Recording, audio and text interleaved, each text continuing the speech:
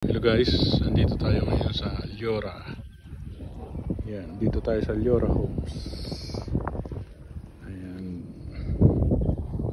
Pupunta tayo po, papakita ko sa inyo ngayon ang model unit. Ito po ang sales office. Ito naman po ang gate ng Lyora.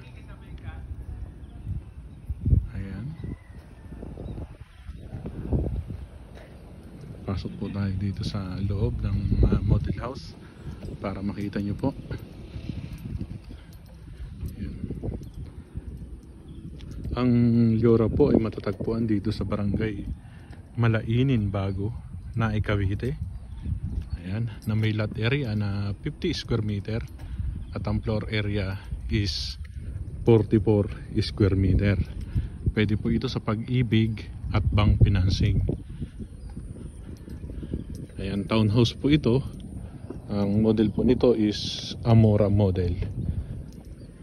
Ayan, semi-complete po ito. Walang tiles at walang partition. Yun lang po ang natin dito. Ipapagawa natin dito.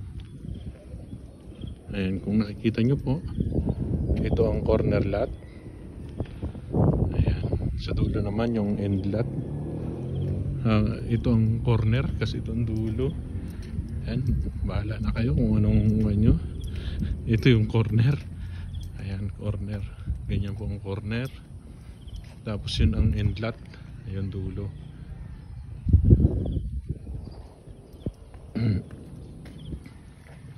Ito po yung actual turnover. Ayan, kung napapansin nyo po, dalawa po ang meter base ng Lyora. Kapag kayo po ay kumuha dito, ang isa po is galing sa solar. Ayan po, yung sa taas po, solar po yan. Ito naman sa Meralco. Ayan, yung solar po papasok dito sa metro sa taas. Tapos papasok naman po sa metro ng Meralco. Ayan, kaya po nababawasan po ng 30% ang load natin. Ang babayaran po natin ay 30%. Ayan, ito po yung natin, parking area. Nasa 5 meters po ang nito, ang nito, ang luwang. Ayan, yung lapat naman nasa 4 meters.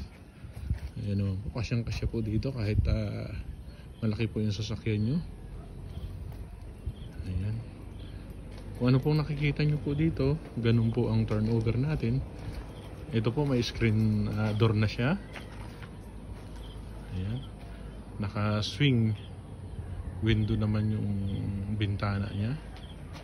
Tapos pag pinasok natin sa loob yan, meron pang para sa anti dengue, mosquito. Ayan, ito po yung ganyan, naka double lock yung pinto niya.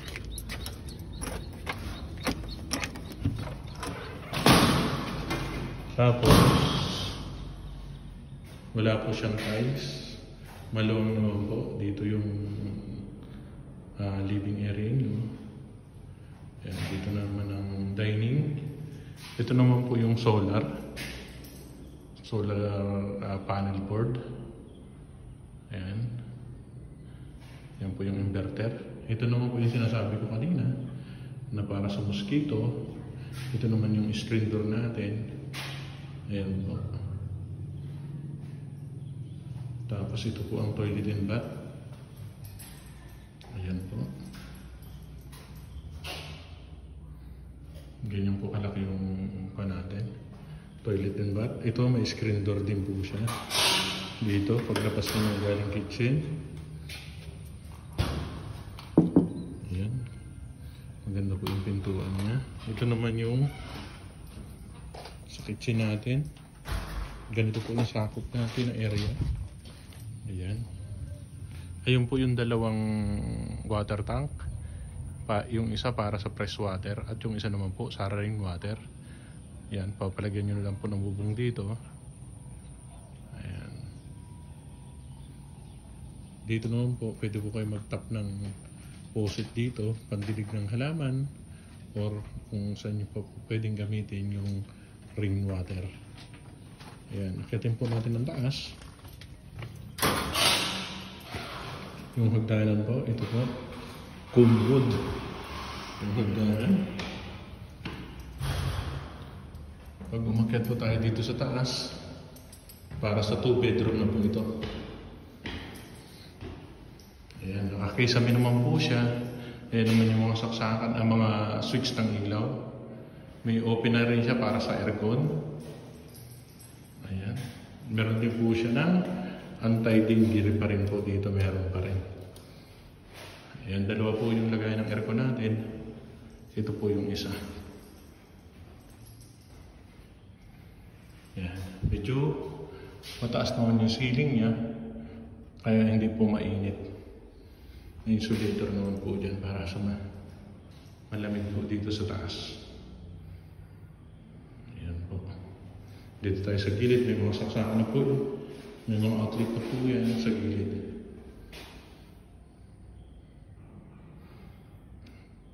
Ayan po. Ha? PM lang po kayo para ma-assist ko po kayo. Okay po.